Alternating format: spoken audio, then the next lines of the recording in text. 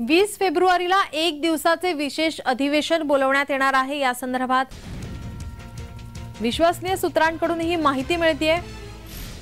20 फेब्रुवारीला एक दिवसाचे विशेष अधिवेशन हे बोलवण्यात आले आहे। जय महाराष्ट्रला विश्वसनीय सूत्रांकडून ही माहिती दिली जाते। मराठा आरक्षणावर कायदा पारित करण्याची शक्यता वर्तवण्यात येते। सगळे सोयरे शब्दाच्या अनुषंगाने कायदा पारित करण्याची शक्यता वर्तवण्यात येते। 20 फेब्रुवारीला एक दिवसाचे विशेष अधिवेशन हे बोलवण्यात आल्याची माहिती सध्या विश्वसनीय सूत्रांकडून मिळतेय। विश्वसनीय सूत्रांनी जय महाराष्ट्रला या संदर्भात माहिती दिली आहे।